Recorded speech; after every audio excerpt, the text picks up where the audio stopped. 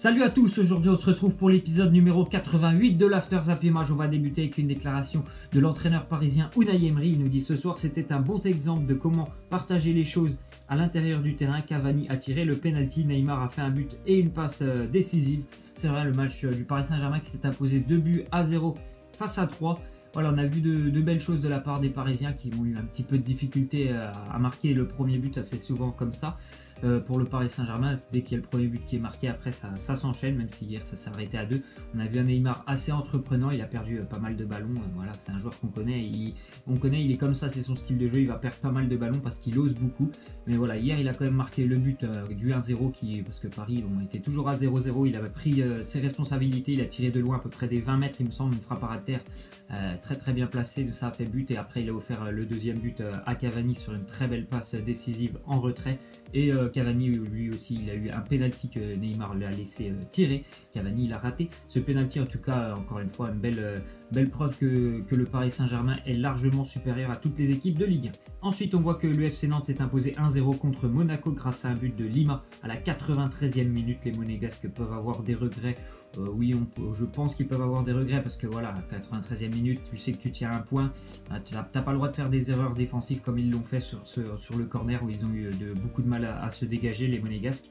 Mais voilà, à partir de là, je pense que Nantes aussi a fait un très bon match. Les Nantais ont été vraiment très bons dans l'utilisation du ballon hier. Ils ont eu pas mal d'occasions, de nombreux tirs cadrés aussi par rapport à Monaco qui a eu un tir cadré, qui a eu beaucoup de mal offensivement. Je pense que le FC Nantes n'a pas volé du tout sa victoire. On voit donc maintenant une petite statistique concernant l'AS Monaco. C'est la 3e défaite consécutive pour l'AS Monaco. Ce n'était plus arrivé depuis 2009. C'est un petit peu quand même une mini-crise du côté de l'AS Monaco avec ce début de saison en Ligue 1. On va dire qu'il est quand même assez bon le début de saison en Ligue 1, mais voilà, là ils sont un petit peu plus dans le dur. 3 défaites consécutives, 7 éliminations en Ligue des Champions. Voilà, c'est pas non plus, je pense, que ce qu'attendaient les dirigeants de l'AS Monaco en ce début de saison, d'avoir autant de difficultés quand même en Ligue 1 et d'être déjà éliminé en Ligue des Champions. Ensuite, on voit le résultat de l'Olympique Lyonnais qui a été battu sur son terrain, première défaite de l'année pour Lyon à domicile face à l'avant-dernier du championnat. C'était hier, ils étaient avant-dernier, c'était le LOSC de l'ancien Marcelo Bielsa. Il s'est imposé 2-1 grâce à un grand match aussi de son gardien Mike Maignan, le gardien lillois. Les Lillois ont fait une très bonne première période, mais aussi aidé parce que l'Olympique Lyonnais a fait une très mauvaise première période où ils ont vraiment manqué d'agressivité. Ils n'étaient pas du tout rentrés dans leur match, les Lyonnais. Puis voilà, ils étaient menés directement 2-0 dès la mi-temps. Dès lors qu'il y a 2-0, c'est beaucoup plus compliqué. Ils ont énormément poussé en deuxième période, ça n'a pas suffi pour revenir à 2 buts partout. Voilà, défaite des Lyonnais, malgré les statistiques qu'on voit de ce match où Lyon a vraiment dominé, surtout en deuxième période, 23 tirs à 7. Bon, après les tirs cadrés, ça a été un peu plus compliqué hier pour Lyon, mais en tout cas voilà, Lyon aurait mérité au moins de prendre un point. Mais voilà, il fallait aussi qu'ils jouent un petit peu plus lors de la première période, ce qu'ils n'ont pas fait, où ils étaient encore, je sais pas, la tête peut-être dans les vestiaires. Ensuite, on voit qu'Anthony Lopez, le gardien de l'Olympique Lyonnais, vient d'encaisser son premier but depuis 7 matchs, soit 672 minutes. Donc déjà bravo à lui, parce que ça fait quand même beaucoup, 7 matchs sans encaisser de but. Bravo à Lyon qui a quand même trouvé une certaine stabilité défensive cette année. Bon voilà, hier ils en ont pris 2, ça peut arriver, des fois tu vas perdre aussi des matchs.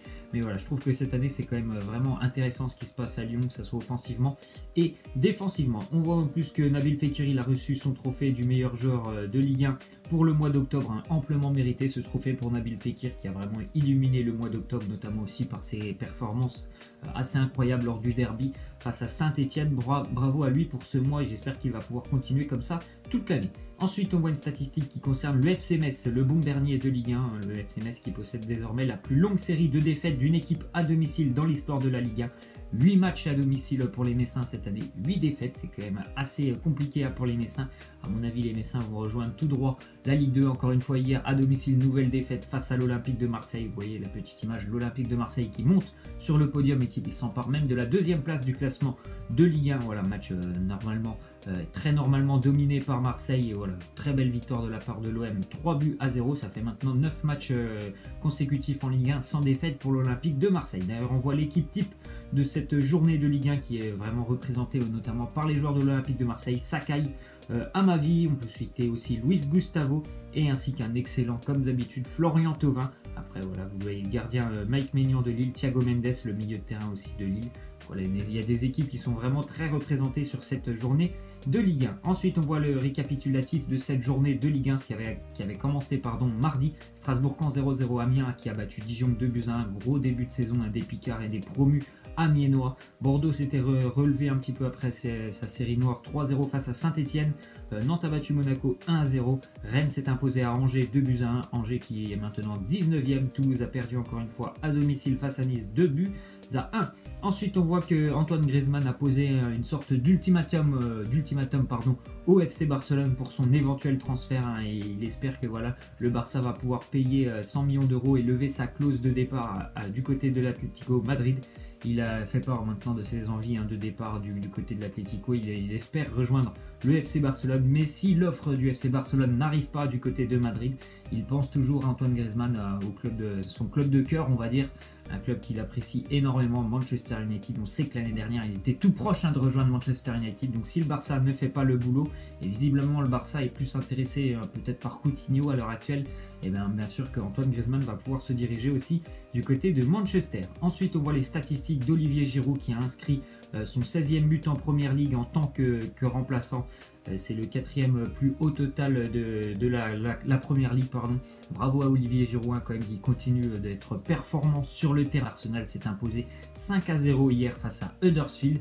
Doublé pour Olivier Giroud. Il me semble aussi qu'il y a eu un but pour Alexandre Lacazette. Bravo aux Gunners qui ont fait une belle démonstration chez eux. Ensuite, on voit que Santi Cazorla a annoncé sur son compte Twitter qu'il devra subir une nouvelle opération au tendon d'Achille. Donc ça sera pour lui déjà la 9e opération en moins de 2 ans. Lui qui est éloigné des terrains depuis maintenant, il me semble, plus d'1 an à cause de cette blessure au tendon d'Achille. Voilà.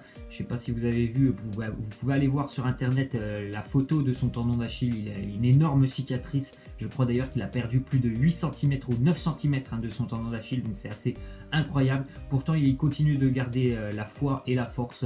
Santi Cazorla, il espère toujours pouvoir retrouver les terrains de foot. J'espère pour lui que ça pourra arriver, mais c'est quand même très très mal engagé parce que voilà, il ne peut pas se rétablir. À chaque fois, son tendon d'Achille lui pose problème. Voilà, quand tu as perdu quand même 8 cm sur ton tendon d'Achille, ça devient très compliqué déjà pour ta santé. Le football, il passera bien sûr en second plan. C'est un joueur exceptionnel, mais voilà, actuellement il est blessé et je pense que sa carrière elle est pas loin d'être finie parce que là, ça commence vraiment à faire beaucoup pour Santi Cazorla. Ensuite, on voit une officialisation. Alan Pardew est le nouvel entraîneur de West Bromwich, contrat de 2 ans et demi. Donc voilà, Alan Pardew, c'est quelqu'un qui, on va dire, c'est un entraîneur qui est utilisé souvent pour essayer d'aider des clubs qui sont en difficulté, comme West Bromwich actuellement, qui est énormément en difficulté. C'est une équipe West Brom qui lutte normalement pour le maintien. Ils vont lutter encore plus cette année parce qu'ils sont très très mal engagés. Alan Pardew, c'est quelqu'un qu'on appelle souvent pour aider des clubs qui sont en difficulté. Ensuite, nouvelle officialisation, c'est Everton qui annonce l'arrivée de Sam Allardyce au poste d'entraîneur du club. Voilà, Sam Allardyce, c'est un petit peu comme je viens de le dire pour Alan Pardew. C'est quelqu'un qu'on appelle quand un club il va pas très bien en Angleterre. Il y en a 3-4 des entraîneurs comme ça. Je peux citer aussi Tony Pulis. Et là, voilà, Sam Allardyce, c'est vraiment un entraîneur qui aime bien prendre des clubs, on va dire, qui sont en difficulté. Ancien entraîneur de West Ham, Sam Allardyce, pardon. Hier, Everton a fait un très bon match. S'est imposé, il me semble. Donc très beau but aussi, si vous voulez voir le but de Wayne Rooney hier, très beau but pour Everton. Ça leur fait du bien Everton parce qu'on connaît tous, on sait tous qu'ils vivent un début de saison assez compliqué. Ensuite, on voit qu'en finale de la Copa Libertadores, c'est-à-dire la Ligue des Champions sud-américaine, le Grêmio Porto Alegre s'est imposé 2-1. Il remporte la 3e Ligue des Champions sud-américaine de son histoire. Il jouait d'ailleurs, pour la petite anecdote, face à une équipe d'Argentine, l'Atlético Lanús. Victoire donc pour le Grêmio Porto Alegre qui sera présent donc au Mondial des clubs avec le Real Madrid. Ensuite, on voit une déclaration de joueur du Real Madrid, d'ailleurs Cristiano Ronaldo. Il nous parle de la sélection portugaise, il nous dit: le tirage au sort du mondial, je suis confiant car lorsque le moment viendra, nous serons prêts. Nous devons battre les équipes contre qui nous jouerons, bien sûr, c'est évident. Si tu as envie d'aller au bout de la Coupe du Monde, le tirage, bien sûr ça t'intéresse parce que tu vas voir contre quelle sélection tu vas tomber. Mais tu sais très bien que voilà, si tu veux aller au bout, il va falloir battre les meilleurs. Donc Cristiano Ronaldo, il ne se fait pas de soucis. Je pense que le Portugal va faire une belle Coupe du Monde. Je ne sais pas s'ils vont aller au bout, mais je pense qu'ils vont faire une belle Coupe du Monde. Ils ont quand même vraiment une très belle ossature. Je les ai vus à l'Euro, même si dans le jeu, j'ai pas aimé ce qu'ils ont fait. Voilà, il y a une très belle ossature. Il y a une équipe qui joue vraiment. Chacun joue pour son coéquipier, donc c'est vraiment déjà une bonne base pour les Portugais. On verra le tirage au sort de la Coupe du Monde, ça sera demain. On espère aussi que la France aura un groupe assez abordable. On va terminer donc avec la question de fin. Vous voyez cette image où il y a Eden Hazard et Mohamed Salah. Donc si vous aviez un choix à faire, est-ce que vous préféreriez prendre Eden Hazard ou Mohamed Salah? Pour moi, je pense toujours que Eden Hazard, ça sera mon choix préféré, c'est Eden Hazard. Mais si vraiment à l'heure actuelle j'avais un choix à faire, je pense que Mohamed Salah, vu son niveau en ce moment, ce serait intelligent de prendre Mohamed Salah qui continue de marquer énormément avec Liverpool. Encore un doublé hier pour lui avec les Reds. Donc pour moi, ça sera plutôt quand même Eden Hazard. Voilà, c'est la fin de cet After Zap Image. J'espère que ça vous aura plu. N'hésitez pas à lâcher des likes, à vous abonner. Moi, je vous laisse et je vous dis à la prochaine. Ciao!